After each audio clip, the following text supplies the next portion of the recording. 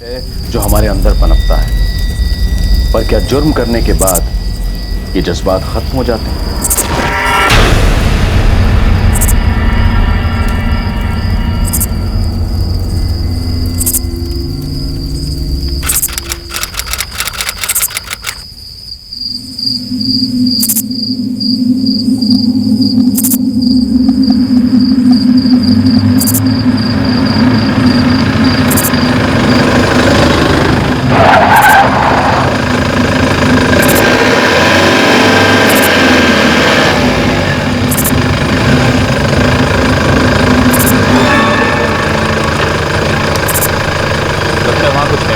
काम करो, गाड़ी घुमाओ।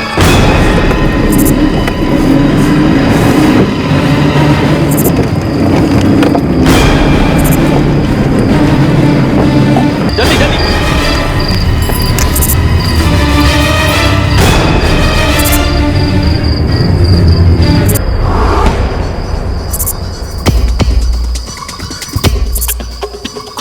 Petrol vehicle 546 calling.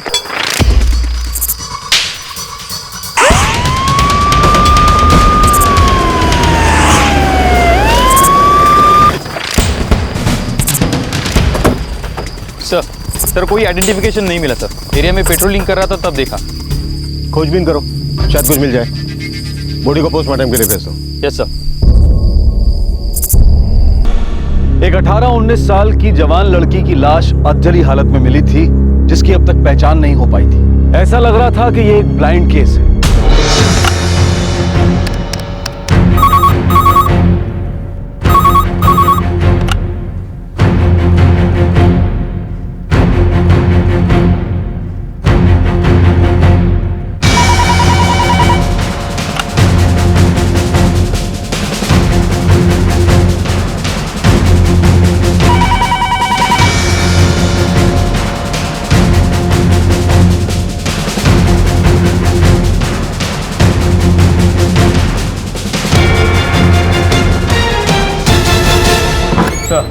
पूरे हैदराबाद में फाइल सभी मिसिंग कंप्लेंट चेक कर लिए, लेकिन उस लड़की से एक भी मैच नहीं करी। पोस्टमार्टम के मुताबिक इसकी मौत 5-6 घंटे पहले ही हुई है। अभी तक शायद इसके गायब होने का किसी को पता नहीं चला होगा। हैदराबाद पुलिस ने 19 अप्रैल की रात को दिवाली तक मृतका की उम्र 18 से 20 साल के बीच में मानी जा रही है। उसका रंग गेहुआ है और कद 5 फुट 5 इंच है। अगर किसी को भी इस लड़की के बारे में कोई भी जानकारी मिले तो कृपया हैदराबाद सिटी पुलिस स्टेशन में संपर्क करें।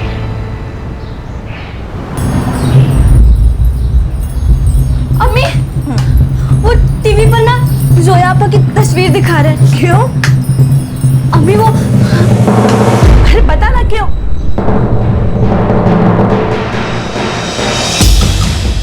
चल जल्दी से।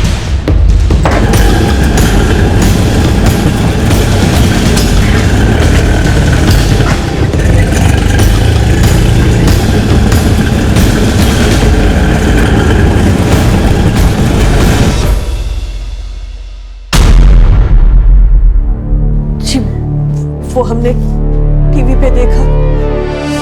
ये आपकी बेटी है? हाँ।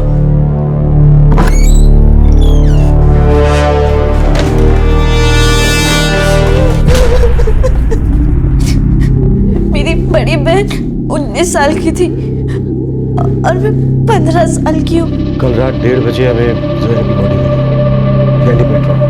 मैं सुबह से उसका फोन ट्राई कर रही थी, पर उसका फोन बंद आ रहा था। जोया कल रात कहाँ गई थी? काम पर गई थी। कहाँ काम करती थी? इवेंट मैनेजमेंट कंपनी में। मैं रात में पढ़ रही थी। वो अम्मी से बोली कि फोन आया है और निकल गई। उठिए, पानी पी लीजिए।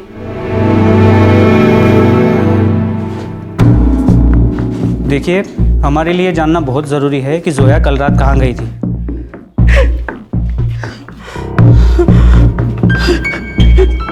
जोया जी, उसे 10:30 बजे फोन आया और वो बाहर चली गई। किसका कॉल था? शायद दफ्तर से फोन था।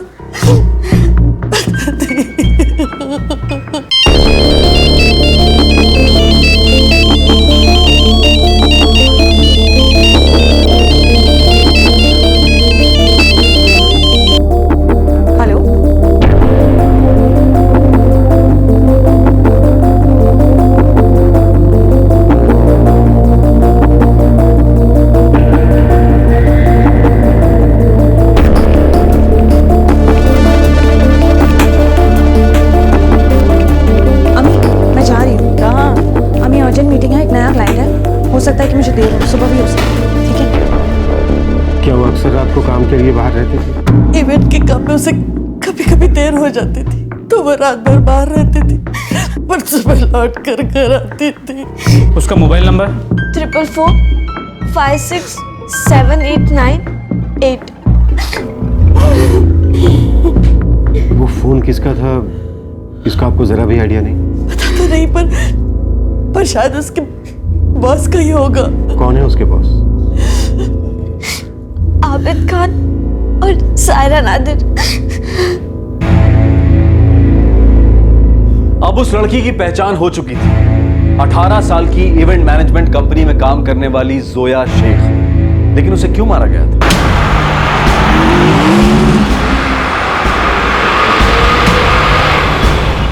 सर शाम तक जोया के कॉल रिकॉर्ड्स हमारे पास होंगे। सिर्फ 19 साल की थी, पिछले 1 साल से एक ही कंपनी में काम कर रही है। ये पर्सनल मामला है या फिर प्रोफेशनल?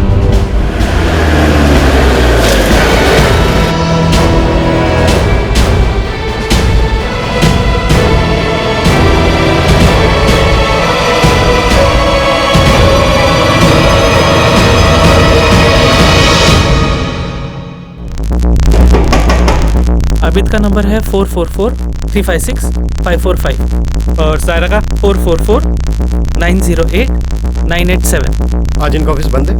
जनरली इनका ऑफिस सैटरडे को बंद ही रहता है। सर आबिद खान का नंबर बंद आ रहा है। सारा का ट्राई करो। Sir thank you. Thank you.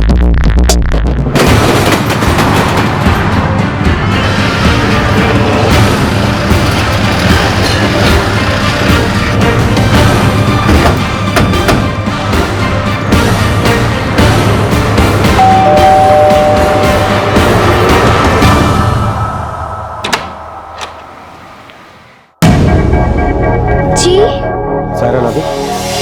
कौन आया है मिराज? अम्मी पुलिस।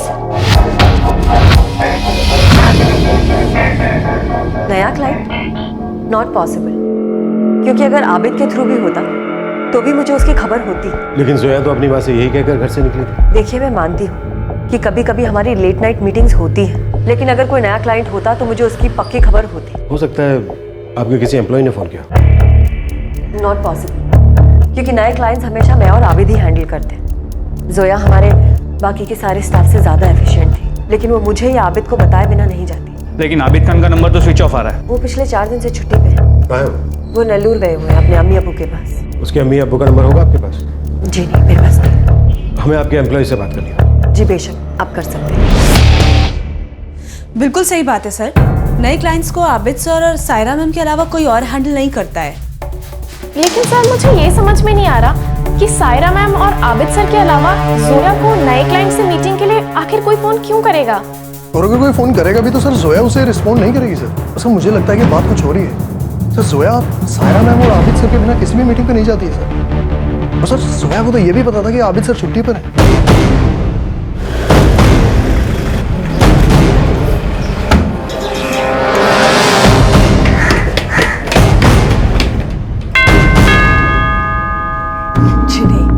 कोई लड़का नहीं था।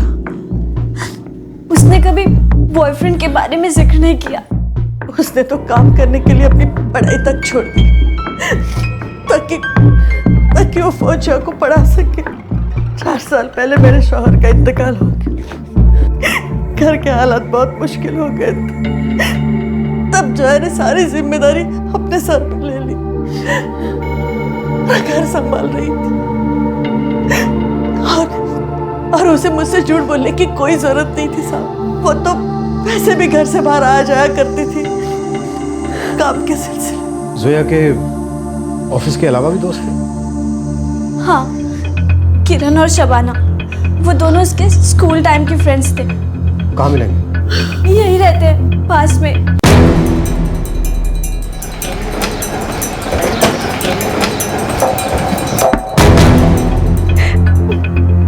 जोया हमेशा अपने फैमिली के बारे में सोचती थी। किरण, जोया कल रात अपने घर ये कह के निकली थी कि वो काम के लिए जा रही है, लेकिन हमें लगता है कि ये फोन उसको उसके किसी बॉस का नहीं आया, बल्कि किसी और ने किया। जोया ने कभी तुम्हें ऐसा कुछ बताया है जो उसने अपनी फैमिली में किसी को नहीं बताया? उसका किसी के साथ अफेयर था। किसके साथ? पता नहीं, लेकिन उसके ऑफिस में से कोई था। सर,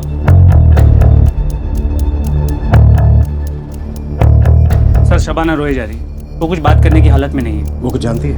शायद जोया का अपने ऑफिस में किसी के साथ अफेयर चल रहा है।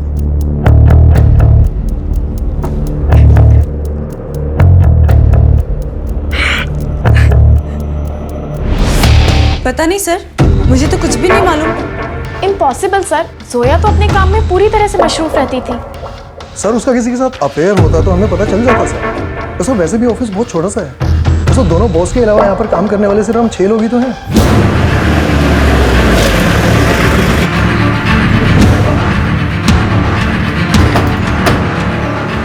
मैं खुद आबिद से बात करना चाह रही हूँ, लेकिन उसका फोन अभी भी स्विच ऑफ आ रहा है। जोया का ऑफिस में किसी के साथ अफेयर था?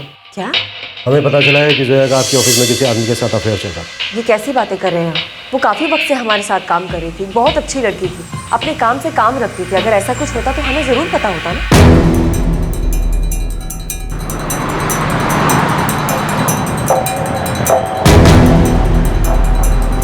सर 1 घंटे में जोया के कॉल रिकॉर्ड्स हमारे पास हैं और नेल्लूर पुलिस को आबिद के अम्मी अब्बू का एड्रेस पता करने को बोला। ये जरूर कोई पर्सनल मामला है। इस बारे में ना तो जोया की फैमिली को कुछ पता था और ना ही उसके ऑफिस को। हो सकता है कॉल रिकॉर्ड से कुछ पता चले।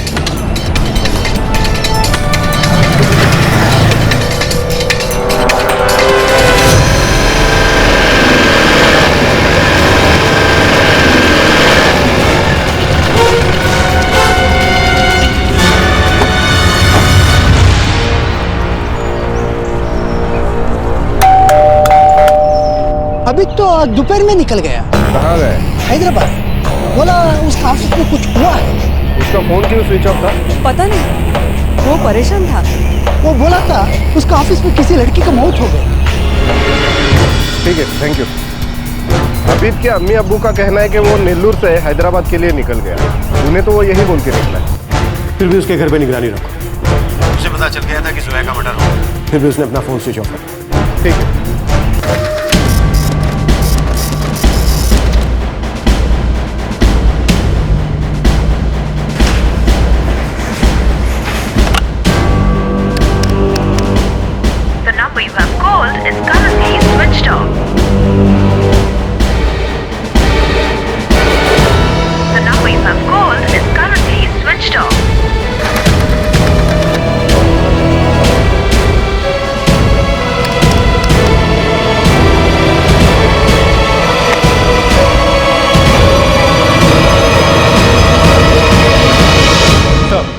जोया को आखिरी कॉल 444-342-122 से आया।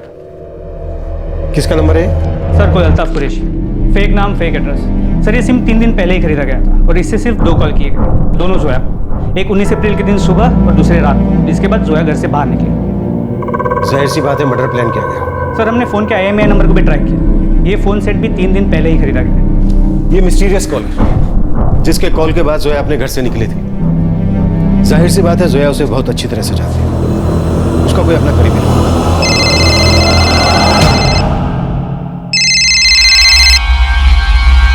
हेलो। तो मैं किरण बोल रही हूँ, जोया की फ्रेंड। हाँ किरण बोलो।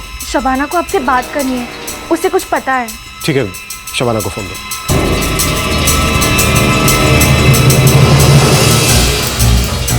सर, जोया का अपने बॉस आबिद खान के साथ अफेयर था। तू सीरियस है? हाँ। और वो भी सीरियस है? पर संभाल के जोया, वो तेरे बॉस हैं। हाँ, लेकिन वो कहता है मुझसे प्यार करता है। वो तो अच्छी बात है, लेकिन फिर भी संभाल के। तूने अपनी छोटी बहन और अम्मी से इस बारे में बात की कि नहीं? नहीं यार, अभी तक बात नहीं की। जब तक सब कुछ तय नहीं हो जाता ना, आबिद भी यही चाहता है कि जब तक सब कुछ तय नहीं हो जाता मैं इस बारे में किसी से बात नहीं करती। सिर्फ तुझसे कह रही हूँ, तेरे तक ही रखना।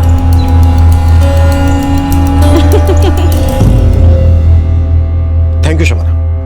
अगर हमें जरूरत पड़ी तो हम आपसे फिर से बात करेंगे। मुझे हमेशा जोया के लिए डर लगा रहता था।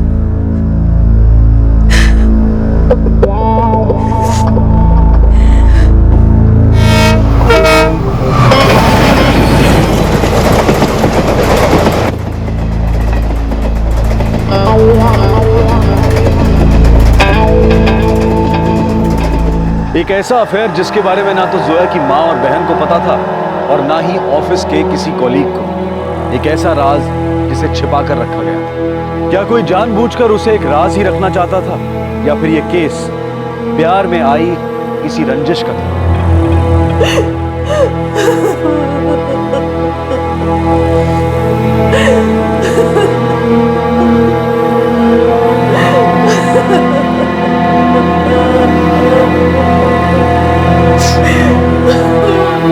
अम्मी, थोड़ी देर सो जाओ।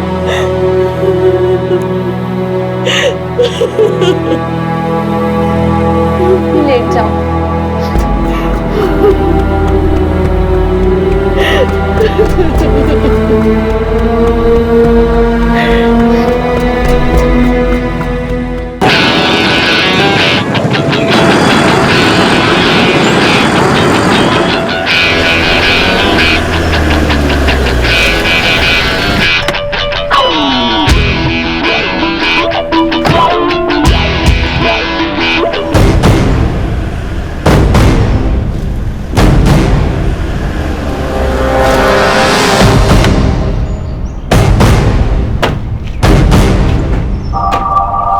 हम तुम्हें ऐसे बच के भागने नहीं देंगे। जी मैं भाग नहीं रहा था, मैं अभी वापस आऊँ घर। इनफैक्ट मैं आप लोगों को खुद ही कांटेक्ट करने वाला था। कैसे कांटेक्ट कर? बंद फोन से। मैं जब भी छुट्टी पर होता हूँ तो अपना फोन ऑफ रखता हूँ, और उस दौरान सायरा सारा काम संभालती है। ये जानने के बाद भी कि तुम्हारी एक एम्प्लॉय का मर्डर हो गया, वो भी ऐसी एम्प्लॉय जिसके साथ तुम्हारा अफेयर चल रहा है, जो तुम्हारे प्यार में थी, और शायद तुमने भी कभी उससे कहा था कि तुम उससे प्यार करो, तो पीछे हट गए। ये सच नहीं है, मैं भी जोया से प्यार करता था, इसलिए तो वापस जल्दी लौट कर आ गया, वरना तो मैं 2 दिन के बाद आने वाला था। तुम्हें क्या लगता है कि तुमने 2 दिन पहले आके कोई एहसान किया? हाँ, तुम्हारे साथ दोनों भर कौन थे? कैसे मारा जोया को? मैं उसे क्यों मारूंगा? मैं अम्मी अब्बू से हम दोनों की शादी की बात करने ही तो गया था, मैं प्यार करता था उससे। तुम मुझसे शादी करोगी? प्रपोज कर रहे हो? हाँ अभी? ठीक है, मैं हमारी शादी की बात करने के लिए अम्मी अब्बू के पास जा रहा हूँ, वापस आकर तुम्हारी मुझसे बात करूँ। खुदा कसम मैं उससे बहुत प्यार करता था, मैं उससे निकाह करना चाहता था। तो फिर उसे मार क्यों डाला? मैंने नहीं मारा, मैं अपनी पूरी जिंदगी उसके साथ बिताना चाहता था, मैं क्यों मारूंगा? तो फिर अपने रिश्ते को उसके साथ छिपा कर क्यों रखा? इसलिए ना ताकि जब मन भर जाए तो उसे छोड़ सकूं, और जब रिश्ता तोड़ नहीं पाए तो उसे मार डाला। जी नहीं सर, ऐसी कोई वजह नहीं है, मैं उसके साथ जीना चाहता था, मैं उसे क्यों मारूंगा? ये काम किसी और का है। और कौन हो सकता है जिसके पास वजह है जोया को मारने की? सायरा, सायरा नादिर। आलम, मुझे अंदाजा भी नहीं था इस बात का। मैं तो खुद शॉक्ड हुई है जान के। मुझे जरा भी अंदाजा नहीं था कि जोया का और आबिद का अफेयर चल रहा था। सायरा जरा ख्याल रखो, मुझे मामला कुछ गड़बड़ लग रहा है। मुझे लगता है ये पार्टनरशिप हमें खत्म कर देनी चाहिए। आलम, कोई भी फैसले लेने के पहले हमें एक बार सोच लेना चाहिए। ठीक है, जैसा तुम ठीक समझो, लेकिन अब तक ध्यान रखना, और जो भी हो मुझे खबर करते रहना। ठीक है, खुदा हाफिज। खुदा हाफिज। सायरा जोया को क्यों मारी? वो तो तुम्हारी पार्टनर है ना? जी। सायरा का जोया से क्या लेना था? मैंने कंपनी 3 साल पहले शुरू की थी, तो मुझे एक ऐसे पार्टनर की जरूरत थी जो मेरी कंपनी में पैसा लगा सके। यार आइडिया तो बहुत अच्छा है, अगर तुझे इस फील्ड का एक्सपीरियंस भी है, लेकिन यार मेरे पास इतना पैसा है नहीं यार। देख, आइडिया बहुत अच्छा है, ये तो भी मानता। अब क्लाइंट्स भी है मेरे पास, अगर मैंने अपना बिजनेस शुरू किया ना तो सारे क्लाइंट्स मेरे पास आएंगे। मेरे भाई आलम से बात कर दीजिए, अब्रॉड रहता है, पैसा भी उसको लगता है कि वो उसमें इंटरेस्टेड हो। हाँ तो ठीक है, तो प्लीज मेरे लिए बात करना। हाँ मैं करता हूँ ना, लेकिन मैं पक्का नहीं हुआ कि वो इसमें फंड करेगा या नहीं करेगा। तू एक काम कर, तू मेरी बात करा दे, मैं अपना प्लान सुनाता हूँ, क्या पता बात बन जाए। अरे हाँ फिर ना। अभी ये प्रोजेक्ट तो मुझे अच्छा लग रहा है, लेकिन भाई इस बिजनेस में मुझे कोई एक्सपीरियंस तो है नहीं। जी उसकी कोई प्रॉब्लम नहीं है, काम सारा मैं संभाल लूंगा। मुझे ना एक फंडिंग पार्टनर की जरूरत है। पार्टनरशिप के लिए मैं ओके हूँ, लेकिन यहाँ का सारा काम छोड़ के मैं वहाँ नहीं आ सकता। नहीं, आपको आने की जरूरत नहीं, यहाँ पे सारा काम मैं संभाल लूंगा। ओके, अभी तक अगर तुम्हें ठीक लगे तो एक काम कर सकते हैं, इस कंपनी में मेरी वाइफ सायरा तुम्हारी पार्टनर बन जाएगी। वैसे भी वो काफ़ी टाइम से कुछ काम शुरू करना चाह रही है। हाँ फेयर ना। ओके फिर मिलके बात कर लेते हैं। मैं इस मंथ के एंड में इंडिया आ रहा हूँ।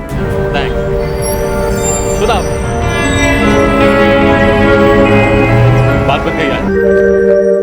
हालांकि मेरा फंडिंग पार्टनर बन गया और उस हिसाब से सायरा मेरी ऑफिशियल पार्टनर। उसके बाद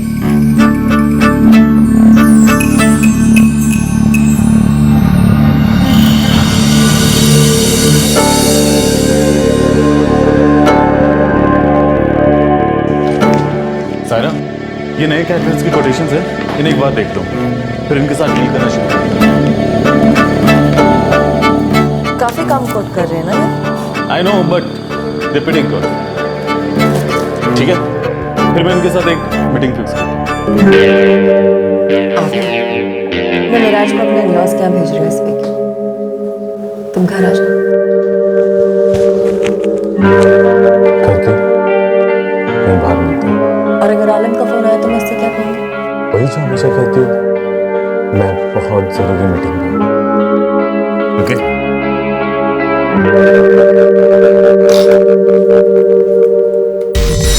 इंटरेस्टिंग। आलम अपनी वाइफ को तुम्हारा पार्टनर बनाता और तुम उसी के साथ अपना अफेयर शुरू कर देते हो। इसी बीच एंट्री होती है जोया की। इसीलिए अपॉइंट किया था उसे। जोया को सारा ने अपॉइंट किया था।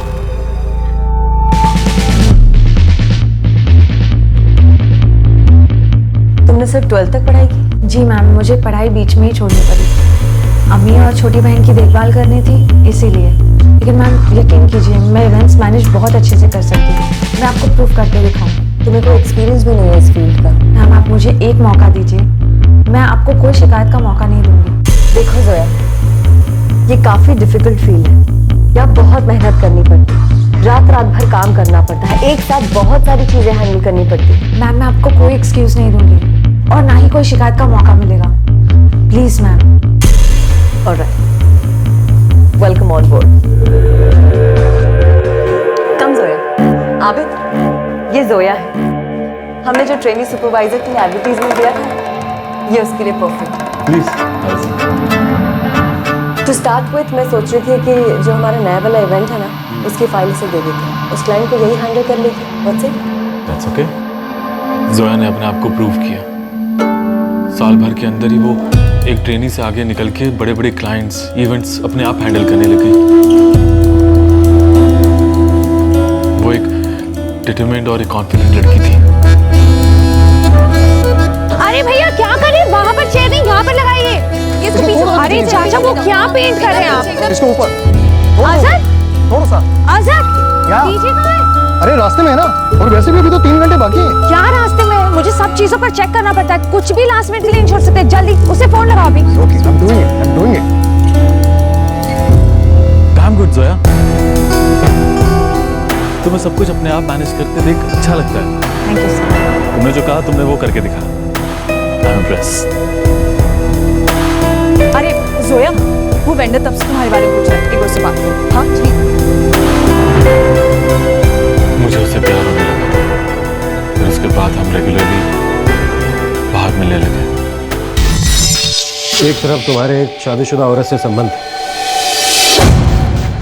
और दूसरी तरफ तुम एक मासूम लड़की को बेवकूफ बना रहे हो। ऐसा कुछ नहीं, मैं जोया के लिए सीरियस था। अगर हम ऑफिस में प्रोफेशनल बिहेव नहीं करेंगे तो हमारे काम पर असर पड़ेगा। मैं समझ सकती हूँ। You trust me ना? Of course I trust you. मुझे एक बात तो समझ में आ गई थी कि जोया मेरी जिंदगी है और जो रिश्ता मेरा सारा के साथ है वो गलत है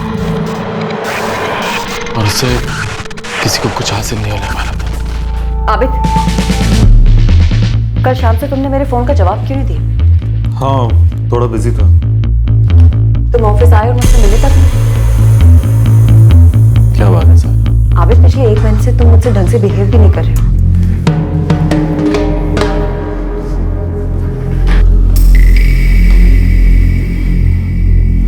सारा आई एम फीलिंग गिल्टी।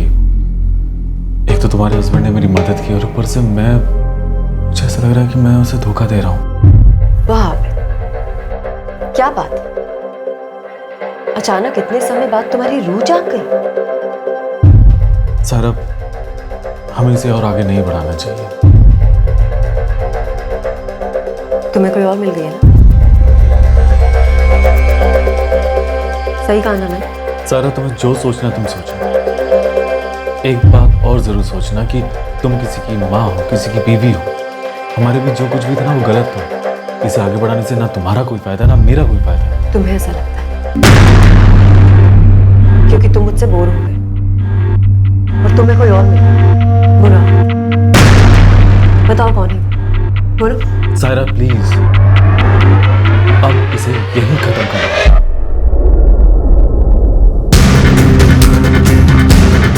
मुझे लगा तब नहीं तो और थोड़े वक्त के बाद ये सब खत्म हो जाएगा, लेकिन पता नहीं सायरा को मेरे और जोया के बारे में कैसे पता चल गया। उसे ये भी समझ में आ गया था कि मैं जोया को लेकर बहुत सीरियस हूँ। क्या बात है? तो जोया वो लड़की जिसने तुम्हें मुझसे छीन लिया।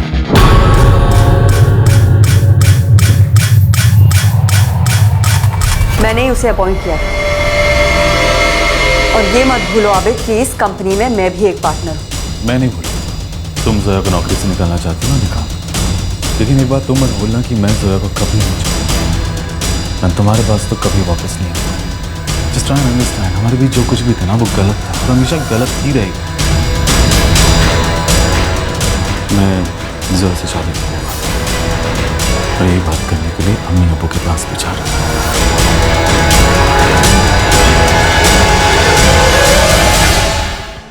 16 तारीख को मैं यहाँ से निकला और मेरे पीछे से ये सब कुछ हो गया। और तुम्हें लगता है कि जोया के कत्ल में सायरा का हाथ है? जी सर, मुझे लगता है। अच्छी कहानी है। और तुम्हें लग रहा है कि हम इस पर विश्वास करते हैं? हमें कन्विंस करने के लिए तुम्हें थोड़ा सा जोर और लगाना पड़ेगा। क्या जोर लगाऊं सर? सच ही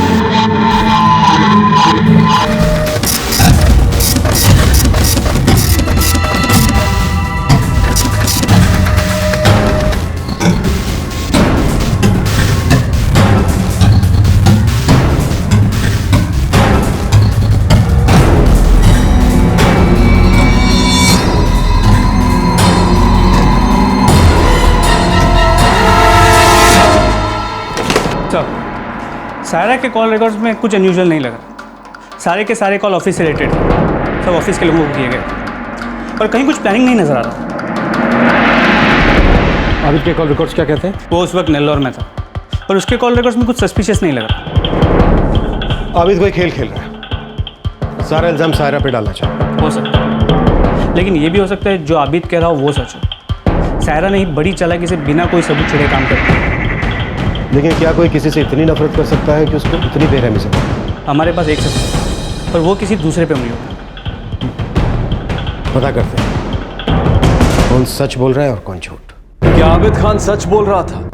क्या जोया के कत्ल के पीछे सायरा का ही हाथ था? क्या इस सब की वजह सिर्फ जलन थी?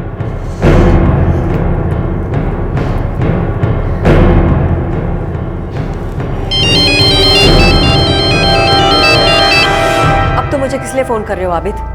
जोया नहीं रही तो मैं एक बार तुमसे मिलना चाहता था। जोया के जाने के बाद तुम्हें मेरी याद आ रही है? सायरा, मैं अंदर से पूरी तरह से टूट चुका हूँ। एक बार मिलकर बात करना चाहता हूँ तुमसे।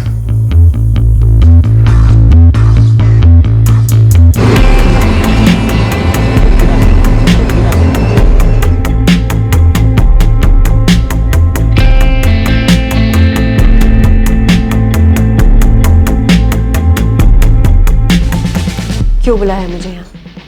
सायरा, मैं जानता हूँ कि जोया को तुम नहीं मारा है। तुमने मुझ पर इल्जाम लगाने के लिए मुझे यहाँ बुलाया या तुम अपना गेट मुझ पे डालना चाहते हो? तुम जानती थी कि मैं अपनी अम्मी अब्बू से बात करने वाला हूँ और अपनी और जोया की शादी को लेकर। तुम ऐसा नहीं चाहती थी और ये करके भी तुम्हें कोई फायदा नहीं होगा। पता है क्यों? क्योंकि मैं आज भी जोया से उतना ही प्यार करता हूँ जितना मैं कल करता था।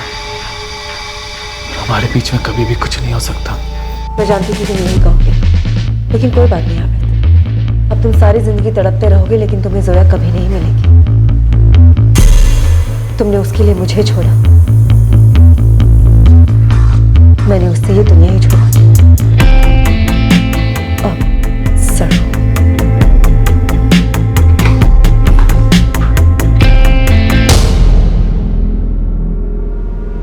हमें बस एक छोटी सी वजह चाहिए थी तुम पर शक करने के लिए, तुमसे पूछताछ करने के लिए।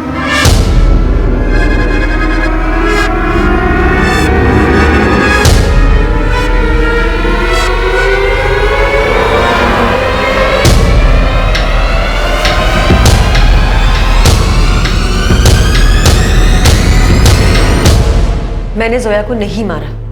तुम बहुत चालाक हो सारा, तुमने बहुत अच्छे तरीके से सारे सबूतों पर पर्दा डालने की कोशिश की, लेकिन अफसोस तुम्हारे साथी तुम्हारी तरह चालाक नहीं निकले। उन्होंने इस जुर्म का सारा कच्चा चिट्ठा हमारे सामने खोल दिया। कैसे तुमने 3 दिन पहले सिम कार्ड खरीदा, नया मोबाइल फोन खरीदा, सब कुछ। कैसे तुमने जोया को एक क्लाइंट मीटिंग के बहाने बुलाया, उसे मारा, फिर उसकी बॉडी को जलाने की कोशिश की। यह रहा तुम्हारे साथियों का साइंड स्टेट, जो तुम्हें सलाखों के पीछे भेजने के लिए काफी है। लेकिन फिर तुम हमें सारा सब कुछ अब भी सच बता सकते हो सकता है तुम्हारी मुश्किलें थोड़ी सी कम हो जाए। तुम बोल सकती हो सारा, देखो हम ये बहुत अच्छी तरह से जानते हैं कि तुम जो ऐसे चलती थी, क्योंकि उसकी वजह से आदमी तुमसे दूर चला गया था।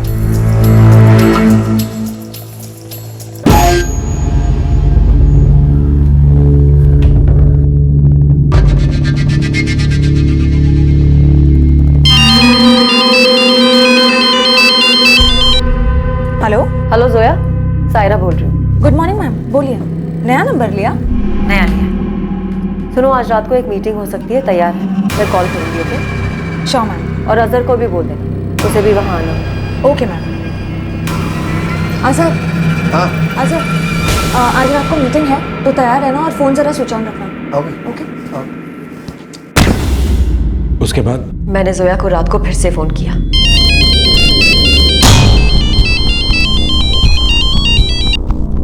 हेलो जोया, मैं आ रही हूँ, तैयार है? तुम्हारी कॉलोनी से तुम्हें पिकअप करूँगी। जी मैम, मुझे 10 मिनट दीजिए। आबिद ने मेरा इस्तेमाल किया अपनी फिजिकल जरूरतें पूरी करने के लिए, और फिर इस लड़की के आते ही मुझे अपनी जिंदगी से निकाल फेंका, वो भी उस लड़की के लिए जिसे मैंने अपॉइंट किया था। वो मुझे समझाने लगा कि हमारा रिश्ता कितना गलत है, लेकिन वो लड़की का नाम मुझसे छुपा रहा था। तुम उससे शादी करोगे? प्रपोज कर रहे हो? हाँ आबिद।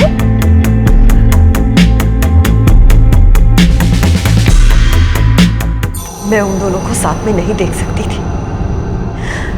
आबिद मेरी पीठ में छुरा घोंप रहा था। सारा, तुमने सिम कार्ड कहां से खरीदा था?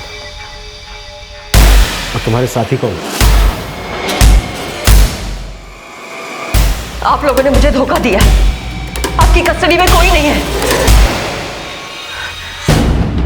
तुम्हें किसी ने धोखा नहीं दिया है सारा। You are jealous। तुमने अपनी इस जलन की वजह से एक 19 साल की मासूम लड़की को मार डाला। तुम्हारे साथी कौन थे सारा?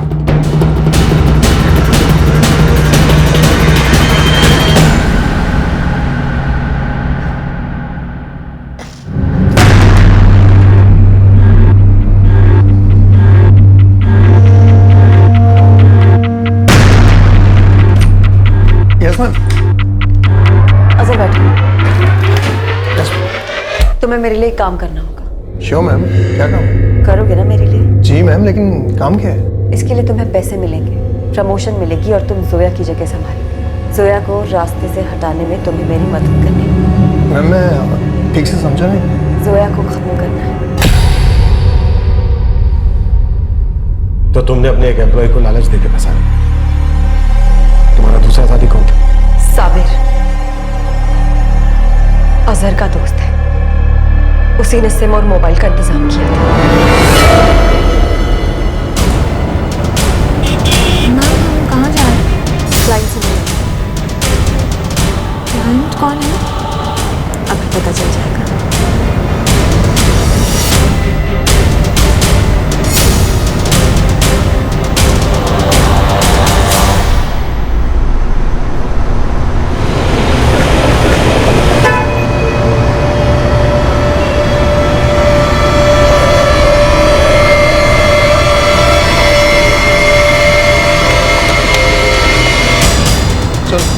छोड़ना ही पड़ता है, दूर जाना जरूरत पड़ेगी।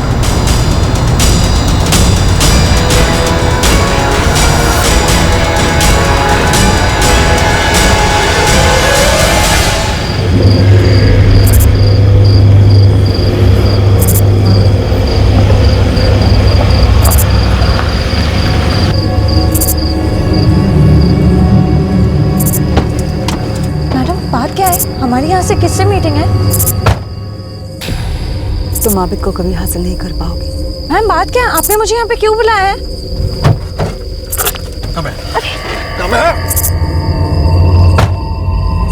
मैम ये सब मुझे कुछ नहीं पता, उसने मुझे ये सब कुछ नहीं बताया। असल कोई बात नहीं, अब तुम आबिद से कभी नहीं मिलोगी। मेरी अम्मी है और मेरी छोटी बहन है, उनका मैं ही सहारा हूँ। मुझे अब छोड़ दीजिए प्लीज, अगर मुझे जाने दो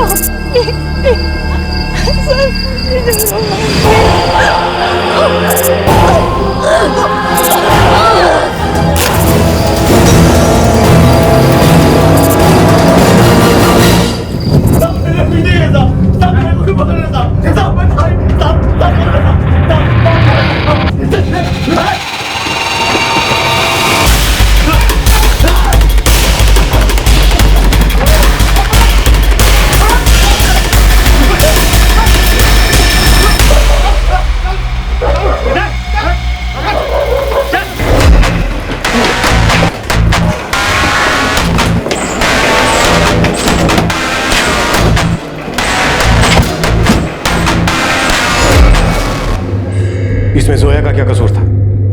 उसे तो यह भी नहीं मालूम था कि तुम्हारा और आबिद का अफेयर चल रहा है।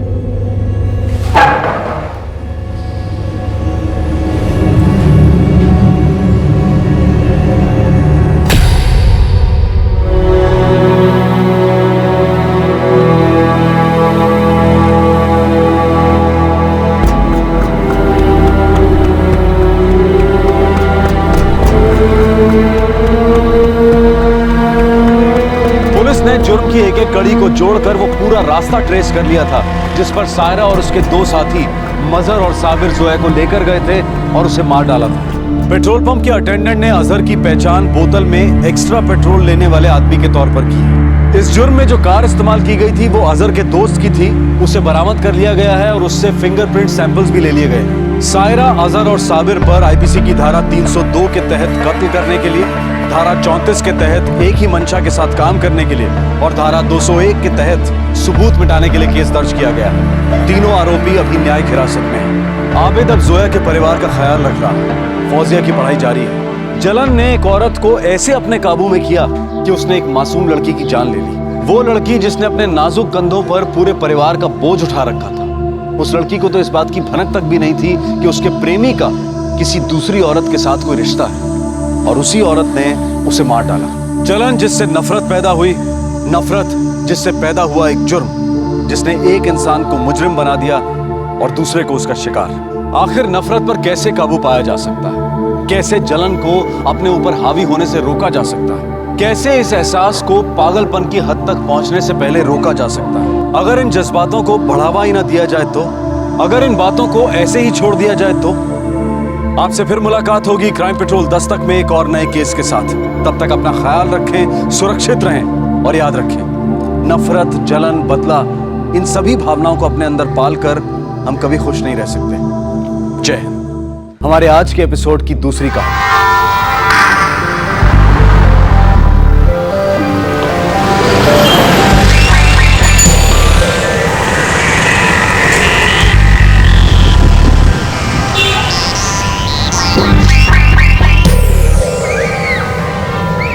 आसपास बहुत से लोग होने के बावजूद भी कोई है जो आप पर नजर रख रहा है। कोई है जो ये जानता है कि आपके पति क्या करते हैं, आप कब घर में होती हैं, कब घर से बाहर जाती हैं। कोई है जो ये तक जानता है कि आपके घर के दरवाजे पर ऑटोमेटिक लॉक है और वो सिर्फ पुश करते ही बंद हो जाता है, आप उसे लॉक नहीं करते।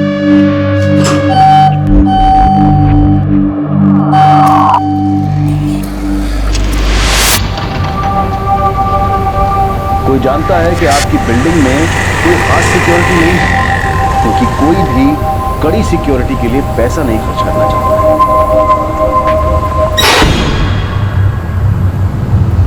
नहीं वो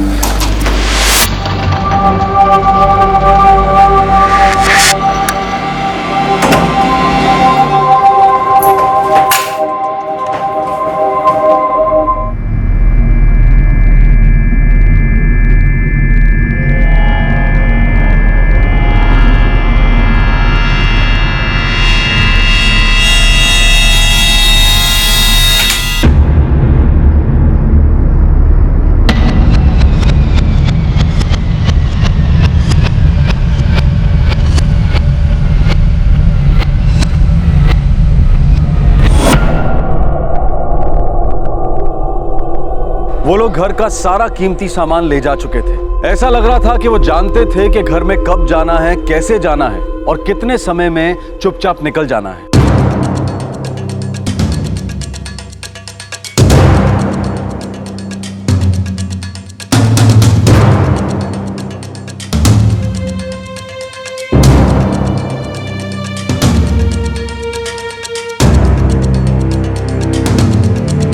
मैं एक बिजनेसमैन हूं सर। मैं अपनी वर्कशॉप पे था, तभी मेरी पत्नी ज्योति का फोन आया। तकरीबन 7:45 बजे होंगे। इसी ने मुझे बताया कि घर में चोरी हो गई है। मैं उस समय मार्केट गई हुई थी। कितने बजे? लगभग 6, सवा 6 बजे। जब मैं मार्केट से लौटी तो देखा ये सब। सर, फोर्स्ड एंट्री का कोई निशान नहीं है। लगता है वो लोग बहुत आसानी से घर में घुसे थे।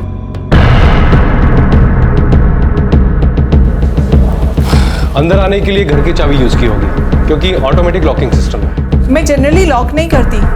ऑटोमेटिक लॉक है, दरवाजा खींचने पर ही बंद हो जाता है। आप दोनों के अलावा घर की चाबी और किस किस के पास होती है? सर, किसी के पास नहीं। आपके घर में कोई नौकर है? हाँ, शिल्पा, पर वो पिछले 3 दिन से छुट्टी पे गई हुई है। उसकी माँ बीमार है, पर उसके पास घर की चाबी नहीं है। आपके पास उसका नंबर है?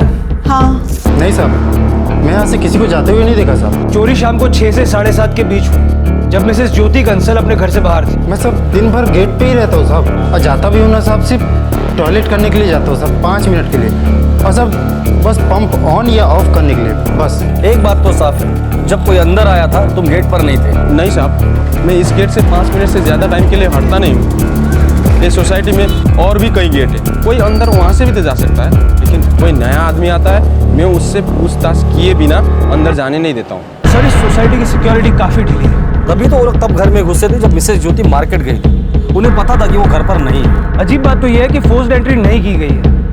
उन लोगों ने बड़ी सफाई से ये चोरी की।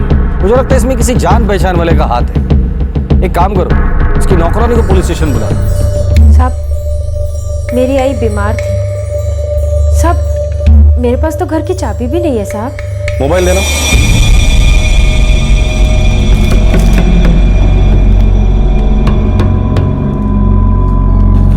रहती कहाँ हो? वर्सोवा गांव साहब। घर पर और कौन कौन है? आई है साहब, वो हरदम बीमार रहती है। एक छोटा भाई है जो पढ़ाई करता है साहब। और बाबा?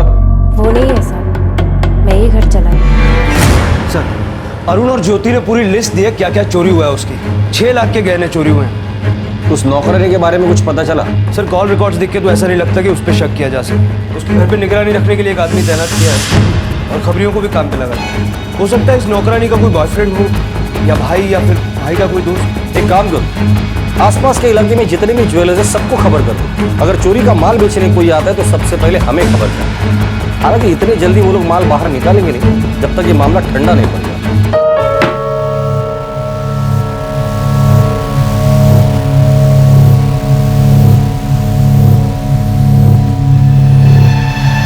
समझ में नहीं आता है कोई कैसे किसी के घर में घुस के इतना सामान लेकर जा सकता है और किसी ने उसे देखा भी नहीं, सिक्योरिटी गार्ड्स ने भी नहीं। यही बात तो मुझे भी समझ में नहीं आ रही है। चाबी तुम्हारे और मेरे अलावा किसी के पास नहीं थी, फिर वो लोग घर के अंदर घुसे कैसे? सर वो नौकरानी, उसका भाई इसमें शामिल नहीं है। लड़की का कोई बॉयफ्रेंड भी नहीं है। उसकी माँ सचमुच बीमार है और अपनी माँ को हॉस्पिटल ले जाने के लिए उसने छुट्टी ली थी। किसी रेगुलर गैंग का काम हो सकता है ये? अब तक ऐसा कुछ सामने नहीं आया। एक्सपर्ट्स का कहना है कि चोर हाईली प्रोफेशनल है, कहीं कोई फिंगरप्रिंट्स नहीं छोड़ा। समझ नहीं आ रहा है कि वो लोग अंदर घुसे कैसे। सर मुझे लगता है कि उनके पास डुप्लीकेट चाबी होगी क्योंकि फोर्स्ड एंट्री का कोई साइन नहीं है। ये चोरी पुलिस के लिए ना सुलझने वाली गुत्थी बन गई थी। कहीं भी ऐसा कोई सुराग नहीं मिला था जिससे पुलिस उन चोरों के बारे में पता लगा सके। 2 महीने बाद उसी एरिया में फिर एक ऐसी चोरी हुई जिसने पुलिस वालों के होश उड़ा दिए।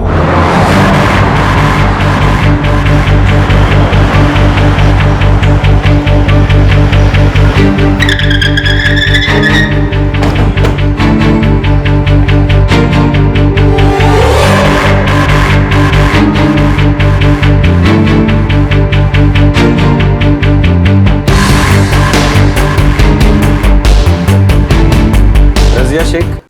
जी मैं ही हूँ रजिया शेख। मैंने ही आपको फोन किया था। क्या हुआ? यहाँ पे एक 42 इंचेस का LED टीवी था, वो अब गायब है सर। और यहाँ पे सर एक एक्सपेंसिव शोपीस था और यहाँ पे एक बहुत एक्सपेंसिव वाज था, वो भी गायब है सर। और सर यहाँ पे बहुत एक्सपेंसिव सिल्वर वे की किचन क्रॉकरी थी सर, वो भी गायब है। दरवाजा चेक। सर आप यही रहती है? नहीं सर, ये मेरे कजन ब्रदर फैजल का फ्लैट है, वो पेरिस में रहते हैं। मतलब इस घर में कोई नहीं रहता? नहीं सर, लेकिन मैं महीने में एक बार आती हूँ साफ सफाई के लिए अपनी मेड नजमा को लेकर। आज दोपहर आई, दरवाजा खोला तो देखा सर सब सामान गायब था। पिछली बार कब आई थी आप? 2nd वीक ऑफ जनवरी में। एक्चुअली सर मैं पिछले 5 महीने से मुंबई से बाहर हूँ, पिछले हफ्ते ही लौटी हूँ। आज दोपहर आई साफ सफाई के लिए तो देखा यहाँ पर। ताज्जुब है, घर से इतना बड़ा 42 इंच का टीवी गायब हो गया और उसे ले जाते वक्त किसी ने नहीं देखा। हम बॉबुल के फ्लैट में ही रहता, पर ये दरवाजा हमेशा लॉक, इसलिए ध्यान नहीं गया। शक करने जैसा कुछ लगा ही नहीं। Sir automatic lock, forced entry नहीं है। रजिया जी, आप दरवाजा लॉक कर दी थी या सिर्फ खींच कर चली जाती थी? ऑटोमेटिक लॉक है सर, दरवाजा खींच के बंद हो जाता है। लेकिन सर मैं हर बार चेक करती थी, दरवाजा ठीक से बंद होता था। मतलब आप दरवाजा चाबी से बंद नहीं करती, जस्ट खींच लेती थी तो वो बंद हो जाता है? जी सर। सर देख लीजिए आप, लास्ट बार तो रजिया मैडम ही गई थी शेख साहब के फ्लैट में, 5 महीने हो गए। उसके बाद तो फ्लैट बंद ही था साहब, कोई भी आया गया। लेकिन कोई आया था, इतना बड़ा 42 इंच का टीवी लेकर गया है। साहब वही तो समझ में नहीं आ रहा है कि इतना बड़ा टीवी कोई कैसे लेके जा सकता है, मतलब किसी के तो नजर में आता नहीं। ये सीसीटीवी वर्किंग कंडीशन में है? जी साहब। मुझे पिछले 1 महीने की सारी फुटेज चाहिए। आप उनके पड़ोसी हैं? जी। घर का दरवाजा तोड़कर कोई अंदर गया होता तो पता चल जाता। क्या है ना कि मैं दिन भर घर पर ही रहता हूँ, स्क्रिप्ट राइटर, तो ज्यादातर घर पर ही बैठकर लिखता हूँ। किसी के साथ डिस्कशन हुआ तो भी मैं घर पर ही रहता हूँ। ये मेरी बेटी है इप्शित। नहीं सर, एक चाबी मेरे पास होती है और दूसरी फैजल भाईजान के पास। वो पेरिस में रहते हैं ना, इसीलिए। सर मैं महीने महीने में एक बार आती हूँ, अपनी आंखों के सामने साफ सफाई कराकर वापस चली जाती हूँ, और मैंने आज तक कभी भी मेड के हाथ में चाबी नहीं दी। क्या आपने आस पड़ोस में कभी किसी को चाबी दी थी? नहीं सर, कभी नहीं।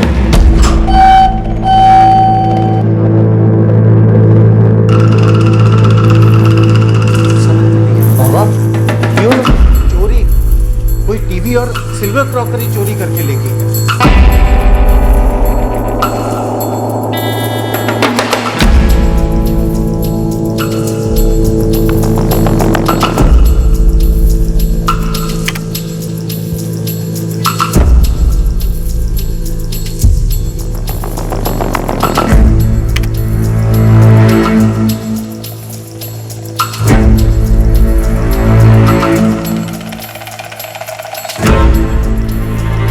सभी सोसाइटी के लोगों का ही आना जाना है, शक करने जैसे कोई मूवमेंट ही नहीं। सर ये फुटेज सिर्फ पिछले 15 दिन का। घर हमेशा बंद रहता था, तभी खुलता था जब खुद रजिया घर पर आते। अजीब बात है, ऑटोमेटिक लॉक है, फोर्स्ड एंट्री के कोई साइंस नहीं है। सर ये मामला आपको अप्रैल में जो ग्रेशियस साइट्स में चोरी हुई थी उससे मिलता जुलता नहीं लगता?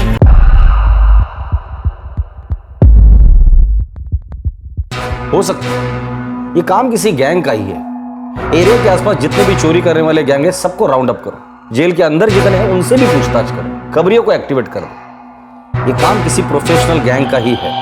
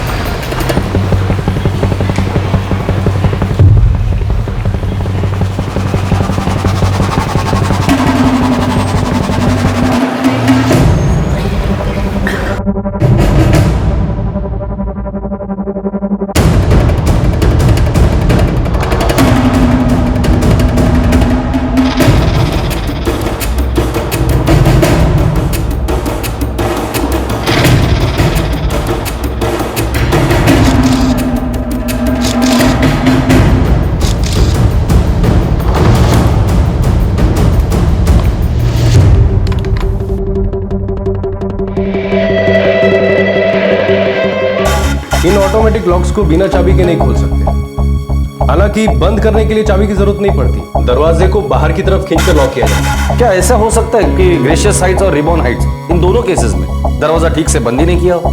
नहीं, ऐसे इत्तेफाक होने के चांसेस बहुत ही कम है। पर लॉक तोड़ा नहीं गया। हाँ, और ना ही किसी दूसरी चाबी के अंदर डालने के या किसी डुप्लीकेट चाबी के अंदर डालने के कोई निशान है।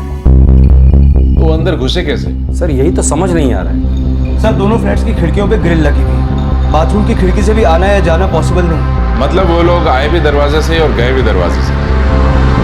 कैसे हो सकता है? ग्रेशियस हाइट से 6 लाख के गहने चोरी हुए हैं और रिबन हाइट से 4 लाख का सामान गया है। सर हमने आसपास के सभी ज्वेलर्स को खबर कर दी है और उन दुकानदारों से भी बात की है जहां चोरी का माल बेचा जा सकता है, और हिस्ट्री शीटर से इंक्वायरी की है और पेट्रोलिंग भी जारी है। सर ये चोर बड़ी सफाई से अपना काम कर रहे हैं। इनकी मॉडस ऑपरेंडी अभी तक हुई किसी भी हाउस ब्रेकिंग रॉबरी से मेल नहीं खाती है। सर ये लोग घर में घुसते कैसे, यही खुद में एक मिस्ट्री है। हो सकता है कोई नया गैंग, या ये भी हो सकता है कि कोई पुराना गैंग ही नए तरीके अपना रहा हो। ये चोर थे कौन, और आखिर वो ये चोरियां इतनी सफाई से कैसे कर रहे थे कि अब तक पुलिस के हाथ कोई भी सबूत नहीं लग पाया था?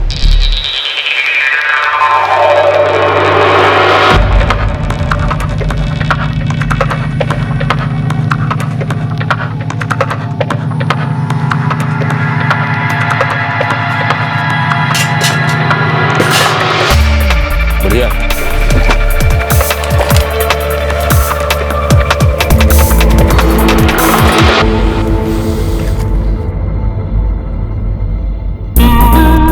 क्या जगत सेठ, सिर्फ इतना ही? जगत सेठ मेरी गारंटी है आपको इससे कहीं ज्यादा ही कीमत मिलेगी। समझा करो भाई लोग, पहले इसको एंटीक पीस जैसा बनाना पड़ेगा, फिर बाहर बेचना पड़ेगा, यहाँ बेचा तो सब पड़ जाएगा, और ये सब करने में बहुत खर्चा आता है। देख लो तुम, इससे ज्यादा नहीं। चल ठीक है, हमारे लिए इतना भी काफी है। ठीक है।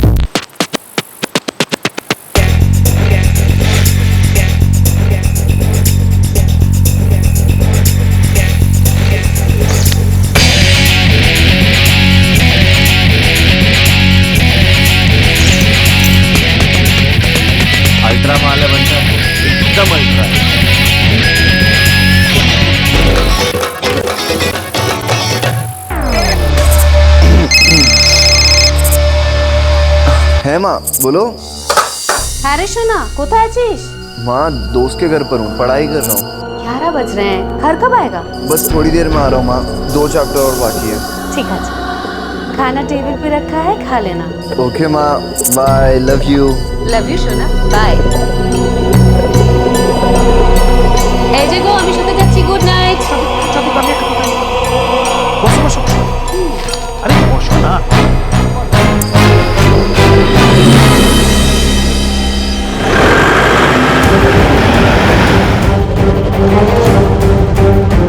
सर, फोर्स्ड एंट्री का कोई साइन नहीं है। 25 लाख के गहने चोरी हुए।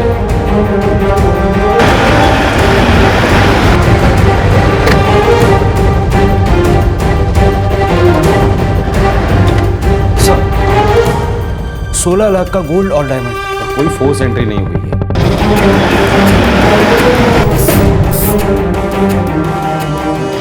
लॉकर में 32 लाख का सोना और डायमंड्स थे। उस वक्त मैं मार्केट जाने के लिए निकली थी। चोरी का वही तरीका। मिसेस शर्मा मार्केट जाने के लिए नीचे उतरती है, चोर अंदर आते हैं, चोरी करते हैं और निकल जाते हैं। और आशीष भाई, सिक्योरिटी को कुछ पता ही नहीं। सर, जहाँ जहाँ भी अब तक चोरी हुई वहाँ की सिक्योरिटी बहुत ढीली थी और कुछ जगह पे सीसीटीवी भी काम नहीं कर रहे थे। मुझे समझ में नहीं आ रहा है कि इतना शातिर चोर है कौन। भगवान कसम मुझे कुछ नहीं मालूम। बिना ताला तोड़े अंदर कोई कैसे घुस सकता है साहब? ऐसा मैंने पहली बार सुना है। चलिए, इधर का गैंग है या बाहर का गैंग? मुझे कुछ पता नहीं साहब। मैंने लॉक्स को बिना चाबी के खोलने की कोशिश की। It's impossible. समझ में नहीं आ रहा ये लोग चोरियां करते कैसे। अब तक 5 चोरियां हो चुकी हैं और हमारे हाथ में एक भी नहीं है।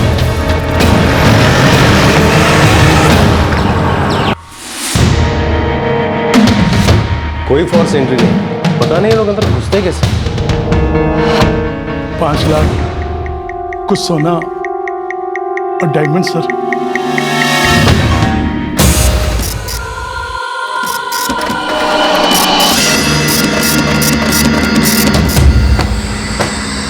सर, 2 घंटे में इस एरिया में करीब 2 लाख फोन कॉल्स हुए हैं।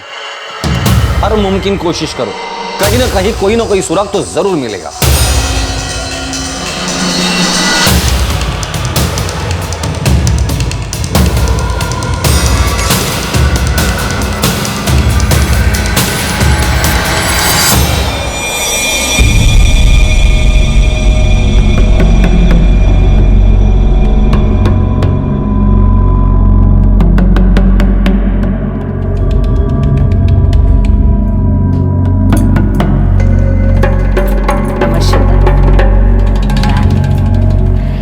এই যে আমি আসলাম।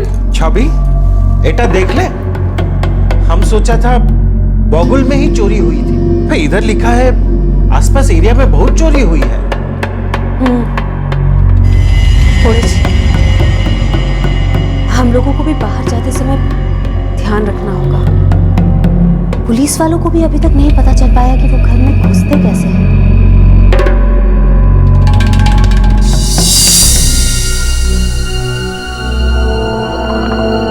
लीजिए चाय। आप क्यों इतना परेशान हो रहे हैं? एक तो हमारे घर में ऑटोमेटिक लॉक नहीं है और मैं जब भी घर से बाहर जाती हूँ तो ताला लगा के ही जाती हूँ। और वैसे भी हमारे घर में चोरी करने के लिए है ही क्या। सुरभि, फिर भी सतर्क रहने की जरूरत है। जमाना बहुत खराब है। बाय बुआ, बाय फूफा। अरे ऋषभ, कैसा चल रहा है कॉलेज? आजकल तो दिन रात पढ़ाई में ही लगा हुआ है। हाँ फूफा, अच्छे मार्क्स जो लाना है। गुड।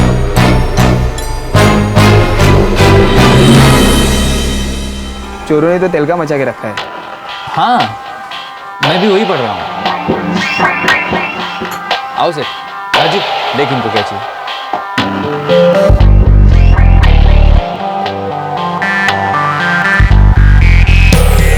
हाँ ऋषभ, तुम दोनों कुछ दिनों के लिए शांत हो जाओ। ये चोरी की खबर आपकी तरह फैलेगी। बच सकते हो। अजित का फोन था, वो बोला था कि कुछ दिनों के लिए हमें रुक जाना चाहिए। पुलिस हाथ धो के पीछे पड़ी है, कभी भी हम तक पहुंच सकती है। पहुंची तो नहीं ना, और मैं बोलता हूँ पहुंचेगी भी नहीं। देख, अगर ये सब बंद किया ना तो फिर भूल जाना तेरी वो शादिया, रेशमा, वो कौन थी वो, रीटा। हाँ, भूलना पड़ेगा सबको। सोच ले, नहीं यार, फिर से वही 100-200 रुपए की पॉकेट मनी में नहीं जी सकते हैं। वही तो प्रॉब्लम है ना मेरे भाई। अब यही चीज घर वालों को कौन समझाए कि आजकल 100 रुपए में एक मूवी की टिकट भी नहीं आती है। और तुझे पता है, अगर यही चीज मैं मेरे डैड को बोलूंगा तो क्या बोलेंगे, अरे क्या जरूरत है पिक्चर देखने का, टीवी पे आता है तो है, फ्री में देखो। जीना है तो शान से जियो, लाइक अ किंग। तो चिल मार, ये ले, ऐश कर अपनी रीटा के साथ।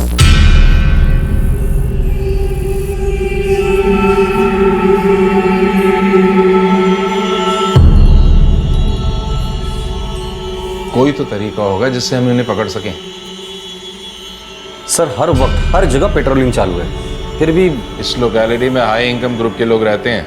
वही इनके टारगेट्स हैं। सर 6 के 6 केसेस में एक बात साफ है, उन्हें उन घरों के बारे में पूरी जानकारी थी।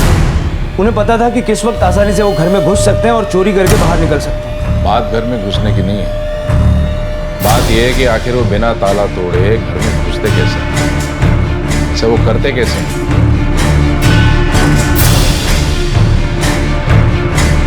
अब तक उनसे कोई गलती नहीं हुई थी। उन लोगों का कॉन्फिडेंस दिन पर दिन बढ़ता ही जा रहा था।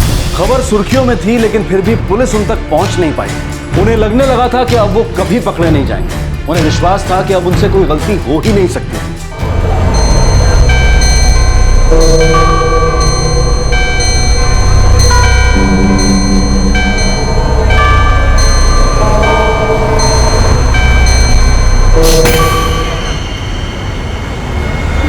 सिक्योरिटी आया मैडम। जी मैडम। सिक्योरिटी, वो देखो मेरे घर में कौन घुसा है। चोर चोर चोर चोर।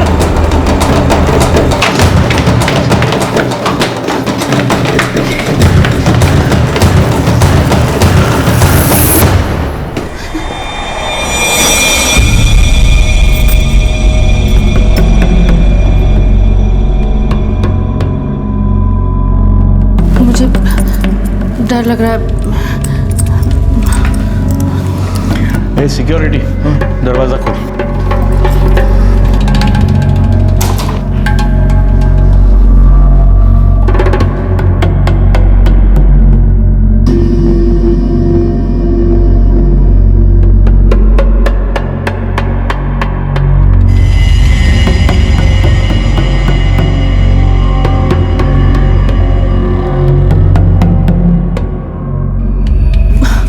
मुझे अच्छे से याद है, सारी लाइट्स बंद थी। मैं कभी लाइट्स ऑन करके बाहर जाती ही नहीं हूँ।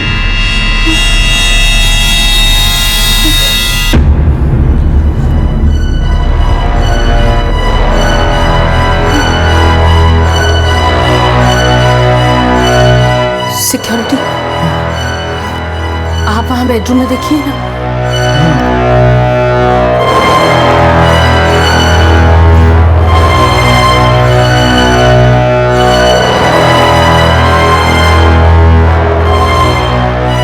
अंदर तो कोई नहीं है मैडम, पर सारी अलमारियां खुली पड़ी हैं।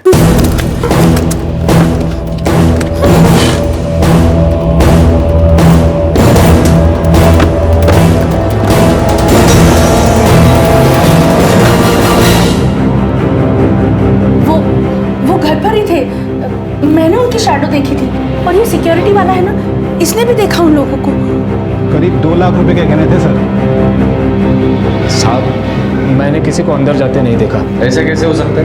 तो क्या तकरीर करने गया था जो किसी को अंदर आते देखा नहीं? वो लोग अंदर घुसे कैसे और चोरी कैसे हो गई?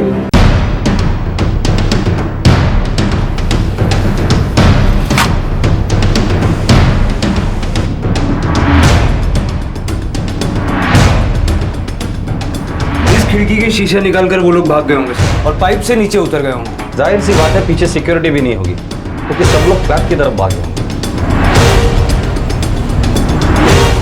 बड़ी आसानी से पाइप से उतरे होंगे और फिर दीवार से छलांग लगाकर भाग गए होंगे। इतना हल्ला होते ही सब लोग फ्लैट की तरफ दौड़े और इनको बाहर निकलने का मौका मिल गया होगा। वो क्या है?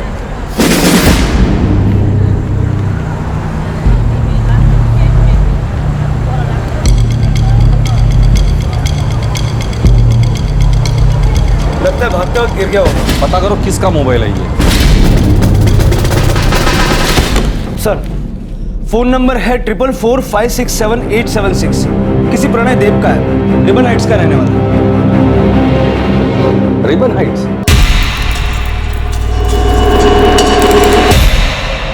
ये तो वही सोसाइटी है जहां जून महीने में चोरी हुई थी। वो 42 इंच का टीवी। रजिया शेख, उनके पड़ोसी भी देव, सुब्रतो देव, वो राइटर।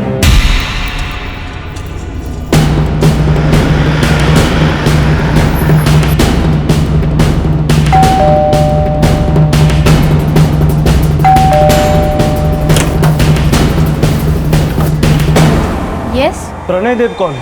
मेरे भाई हैं। कौन है अक्षिता? Yes sir. तुमसे कुछ जरूरी बात करनी है, चलो हमारे साथ। बात क्या है सर? हाँ सर, ये मेरा ही फोन है, कल दोपहर में खो गया था।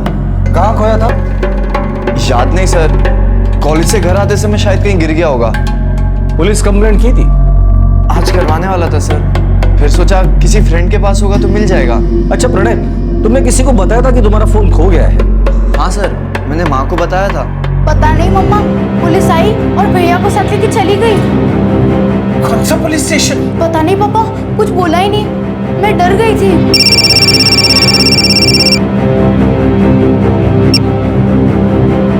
हेलो, छवि जी, इंस्पेक्टर वीरकर बोल रहा हूँ। आपके बेटे प्रणय का कल फोन खो गया था क्या? हाँ, बताया था उसने शाम को, लेकिन आप उसे क्यों लेकर गए? बस थोड़ी पूछताछ करनी थी। कौन सा पुलिस स्टेशन? सर मैंने बताया ना, मेरा फोन कल खो गया था और ये बात मैंने माँ को भी बताई थी। प्रणय, हमें तुम्हारा फोन एक्वा टावर में मिला था। Aqua tower? मेरा फोन वहाँ? स्ट्रेंज। या वेरी स्ट्रेंज। पता नहीं माँ क्यों बुलाया, कहते मेरा फोन एक्वा टावर में मिला है। पर हमें क्यों पुलिस स्टेशन में बिठा के रखा है? देखिए, मुझे इंस्पेक्टर साहब से बात करनी है। उन्होंने मेरे बेटे के साथ बात कर ली है ना, फिर उसे यहाँ क्यों रोक कर रखा है? इंस्पेक्टर साहब ने आपको भी थोड़ी देर इधर ही बैठने को कहा है, बैठिए।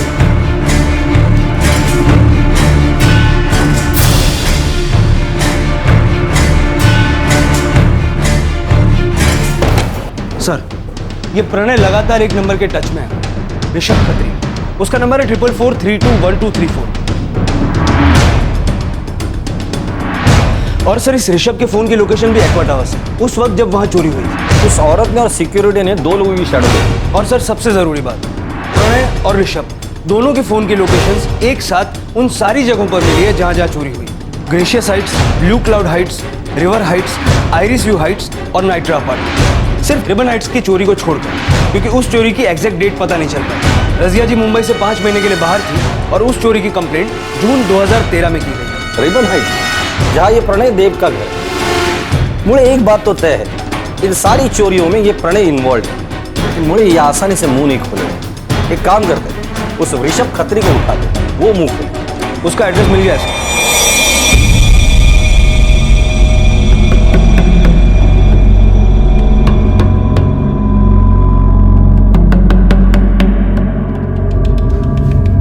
इंस्पेक्टर साहब बाहर गए हुए हैं, आप लोगों को वेट करने को बोला है। पर हम लोग को क्यों परेशान किया जा रहा है? ये मुझे कुछ मालूम नहीं, साहब आएंगे ना वही आपको बताएंगे। ये गलत है।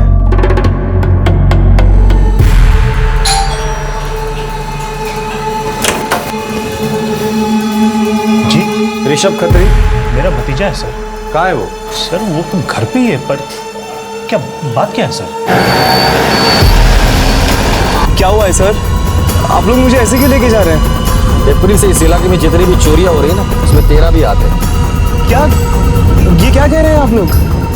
तो आपको कोई गलतफहमी हुई होगी। मैं तो कॉलेज स्टूडेंट हूँ, माँ बाप भी नहीं है, बुआ के साथ रहता हूँ और पढ़ाई कर रहा हूँ। मैं ऐसे काम क्यों करूँगा? फिर तुम्हारा दोस्त प्रणय, वो तो कुछ और ही बता रहा है। क्या क्या बता रहा है वो? ऋषभ बेटा, आज शाम को तुम्हारे फोन की लोकेशन एक्वा टावर थी, जहाँ एक चोरी हो गई। खबरियों की वजह से हम लोग प्रणय देव तक पहुंचे, पूछताछ की, उसके बाद उसने तो सब कुछ सच सच बता दिया। मुझे तो कुछ समझ में नहीं आ रहा। क्या कहा उसने? उसने कन्फेस किया है कि आज शाम को वो एक्वा टावर में था, पर उसने ये बताया कि सारे चोरियों का मास्टरमाइंड ऋषभ खत्री है। मतलब तुम, सारी प्लानिंग तुम ही करते थे, वो तो सिर्फ तुम्हारे साथ रहता था। ऋषभ, उसका स्टेटमेंट है मेरे पास, दिखाओ। मुड़े नहीं सर मैं क्या आगे भी कुछ बोलेगा? देख ऋषभ, अगर खुद की जान बचानी है तो सब सच बता दे, वरना तू तो जानता है फिर। ये सच है कि मैं उन चोरियों में शामिल था, और सर प्लानिंग मेरी नहीं थी, पूरी प्लानिंग प्रणय की थी, वही सब कुछ प्लान करता था। ठीक है, मुझे यकीन है कि तुम सच बोल रहे हो। मुझे पहले से डाउट था ये प्रणय झूठ बोल रहा है और तुम्हें फंसा है, इसलिए तुम ही सब कुछ सच सच बता दो। सर प्रणय और मैं तो एक दूसरे को ठीक तरह से जानते तक नहीं थे। तो फिर वो ऐसा क्यों बोल रहा है कि हर चोरी का मास्टरमाइंड तू है? तो झूठ बोल रहा है सर। प्रणय से मेरी पहचान मेरी एक गर्लफ्रेंड ने करवाई थी। हम दोनों की एक ही कॉमन प्रॉब्लम थी। क्या? हम दोनों को पैसे चाहिए थे, पॉकेट मनी कम पड़ती थी। तब प्रणय ने एक आइडिया दिया, एक प्लान बताया।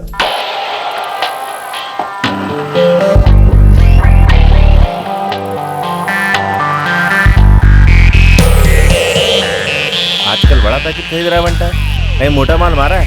बस कुलदीप, ये समझ ले कि अपने भी अच्छे दिन शुरू हो गए।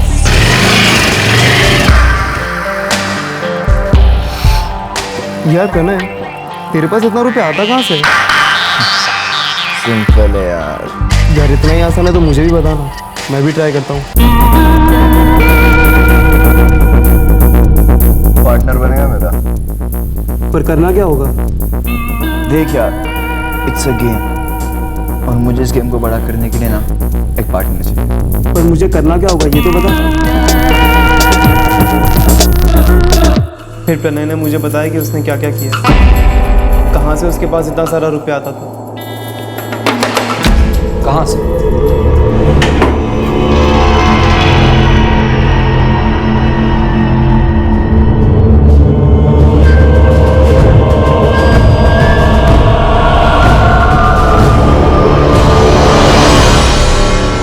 प्रणय ने टीवी, क्रॉकरी और वो सारे शो पीसेस पड़ोस के घर में से चुरा लिए और अपने बेड के नीचे छुपा दिए थे।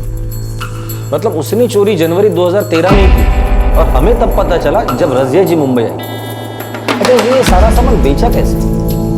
उसका दोस्त अजित, उसी ने सब कुछ बिकवाया था। यार प्रणय, मुझे तो अब भी यकीन नहीं हो रहा, तूने सचमुच में टीवी और क्रॉकरी चुराई है?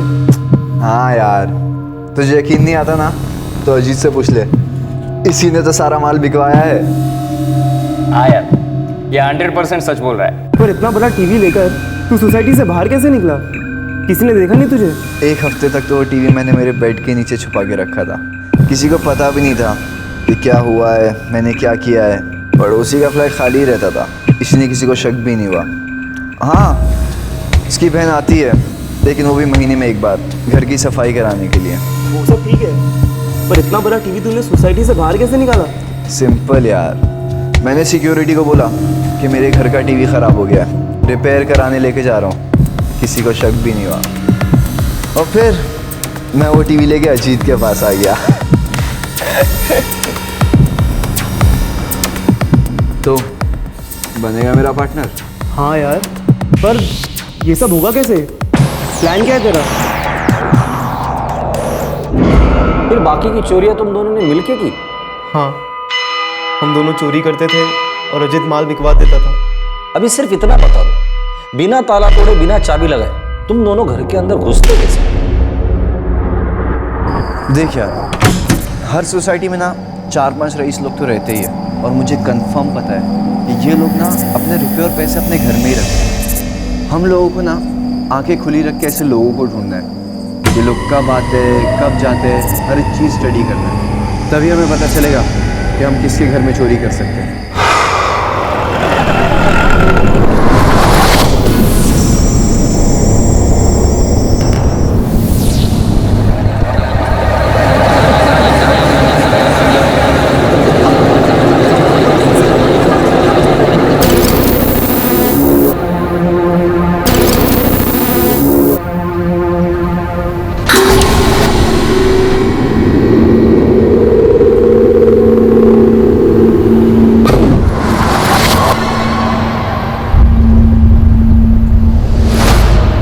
पैसे वाले लोगों के बारे में पता करते थे, कब घर के लोग बाहर जाते हैं, कब वापस आते हैं, घर की औरतें कब बाहर जाती हैं। घर में घुस के चोरी करके वापस निकलने का विंडो टाइम कितना है? मैंने पूछा तुम दोनों घर के अंदर घुसते कैसे थे?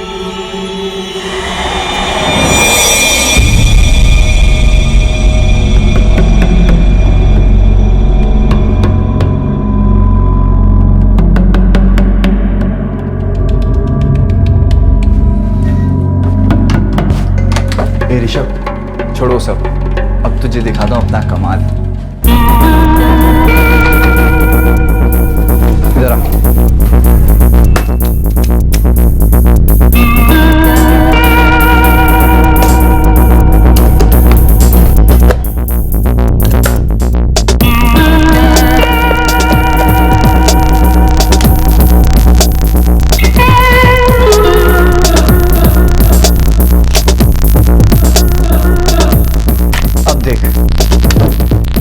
मैं इन पीसेस को इन किताबों के नीचे रखूंगा ना, तो ये अपने आप फ्लैट हो जाएगा। पर इससे दरवाजा कैसे खुलेगा? वे आजकल ना ज़्यादातर लोग अपने घर में ऑटोमेटिक लॉक लगवाते हैं, उससे वो दोबारा लॉक नहीं करते, बस एक बार दरवाजा खींचा और बंद।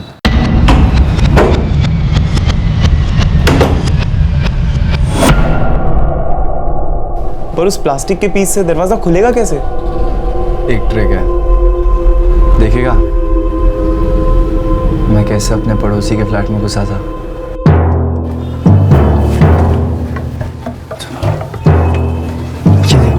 ये भी सेल्फ लॉक है। ले, अब खोल। नहीं खुला ना? ये पकड़, देख अब ये फ्लैट हो गया।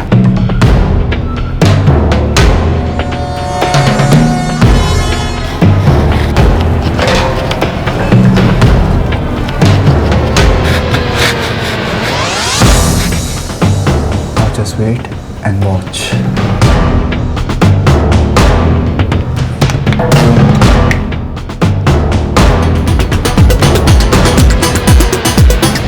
अच्छा।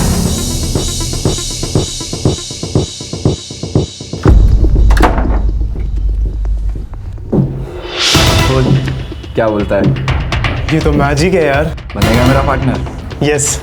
ये हुई ना बात।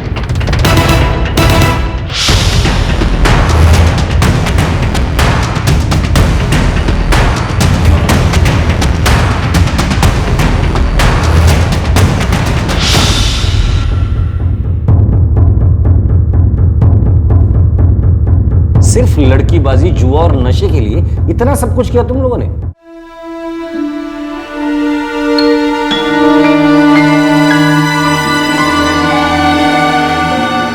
इप्सिता घर पर अकेली है। क्या करें, समझ में नहीं आता ये लोग आखिर चाहते क्या है। ये क्या हो रहा है? आप लोगों ने हमें ऐसे रोक कर रखा है जैसे हमने चोरी की हो। आप आइए मेरे साथ, आप सब।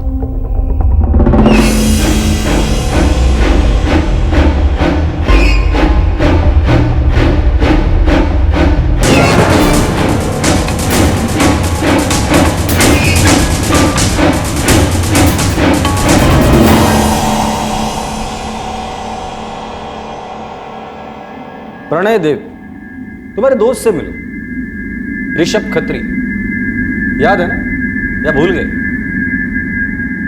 तुमने तो हमें कुछ बताया ही नहीं, पर इसने सब कुछ बता दिया।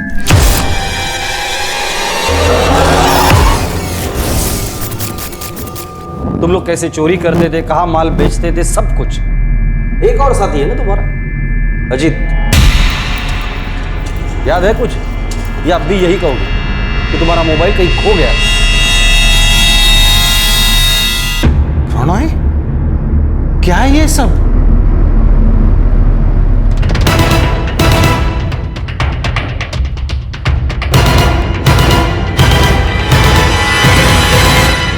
हमें तो विश्वास ही नहीं होता इंस्पेक्टर साहब के हमारा बेटा ऐसा कर सकता है। नादान है, बच्चे, बिना सोचे समझे कर दिया होगा। सर, हमें लगता था कि हमारा भतीजा कॉलेज जाता है और दोस्तों के साथ पढ़ाई करने जाता है, वैसे काम करता होगा, हमने कभी सोचा भी नहीं था सर। सर, हम अच्छे घर से शरीफ लोग हैं, न जाने हमारे बच्चों ने ऐसा क्यों किया। देखिए, मैं आप लोगों की परेशानी समझता हूं, और सच तो यह है कि इन्होंने जुर्म किया है, वो भी एक बार नहीं 7 बार। कुल मिलाकर 1.5 करोड़ रुपए की चोरी की है। आप लोग माँ बाप हो, जाहिर सी बात है दुख तो होगा ही, पर उससे सच नहीं बदला जा सकता। और ये इन्हें जुर्म करने के पहले सोचना चाहिए। Crime never page.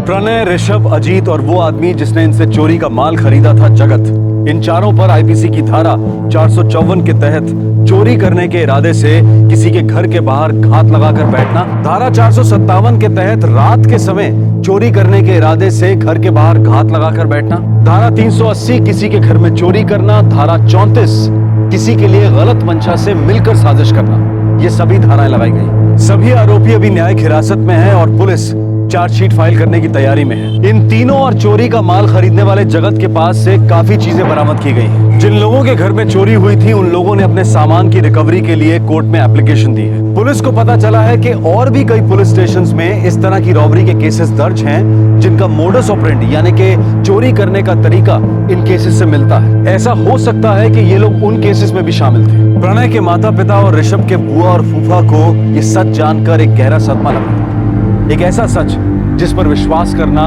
उनके लिए बेहद मुश्किल था। प्रणय और ऋषभ अभी सिर्फ 20 साल के। इन तीनों में सबसे बड़ा अजीत था, जिसके पिता पर अपनी पत्नी की हत्या का केस दर्ज है। अजीत के पिता अभी न्यायिक हिरासत में। अजीत जो बिजनेस कर रहा था वो ठीक नहीं चल रहा था, इसलिए वो इन चोरियों में शामिल हुआ था। ये केस आज के दौर के कुछ ऐसे पहलुओं पर रोशनी डालता है जिसके बारे में हमें सोचने की जरूरत है। पहला ये कि आज की युवा पीढ़ी इजी मनी यानी कि बिना मेहनत किए आसानी से मिलने वाला पैसा कमाने के लिए जुर्म का सहारा लेने लगी है, और ये पैसा उन्हें अपना नशा और दूसरे शौक पूरे करने के लिए चाहिए होता है। आज के युवाओं की बहुत सारी ख्वाहिशें हैं, बहुत जल्द सब कुछ पाने की चाहत है, और जब इस चाहत को घर से मिले पैसों में पूरा नहीं कर पाते हैं तो ऐसे रास्तों का सहारा लेते हैं। अब इसमें दोष किसका है?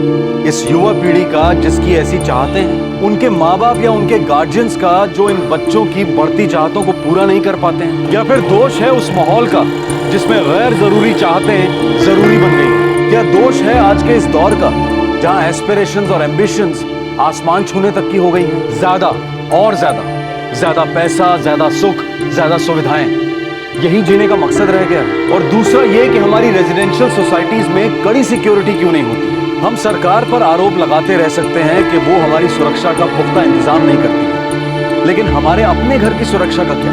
वो तो हमारी जिम्मेवारी है, लेकिन उस पर खर्चा करने को हम राजी नहीं, उसकी अहमियत समझने को हम तैयार ही नहीं। हमें अपनी सोसाइटी के गेट पर या फिर लॉबी में खड़े चौकीदार से सुरक्षा और सतर्कता की उम्मीदें बहुत ज्यादा हैं, पर हम उसे तनख्वाह बहुत कम देते हैं। हम चाहते हैं कि वो हर वक्त चौकन्ना रहे, सतर्क रहे, पर सिक्योरिटी को गंभीरता से हम खुद ही नहीं लेते। बहुत कम ऐसी सोसाइटीज होंगी जहां के मेंबर सोसाइटी की सिक्योरिटी पर इतना खर्चा क्यों करना है ऐसे सवाल नहीं करते होंगे। हालांकि इस क्यों का जवाब हम सबको अच्छी तरह से पता है। और अंत में जब हम अपने घर के दरवाजों पर महंगे से महंगे ताले लगवाते हैं तो उन्हें ठीक से बंद करने में 2-4 मिनट एक्स्ट्रा क्यों नहीं खर्च कर सकते? आपसे फिर मुलाकात होगी क्राइम पेट्रोल दस्तक में एक और नए केस के साथ। तब तक अपना ख्याल रखें, सुरक्षित रहें, और याद रखें, अगर हम अपने हक की बात करते हैं तो साथ ही हमें अपनी जिम्मेदारियों को भी समझना होगा। जय हिंद। इस तरह के और भी एपिसोड देखने के लिए हमारे चैनल को सब्सक्राइब करें और बेल आइकन दबाना ना भूलें।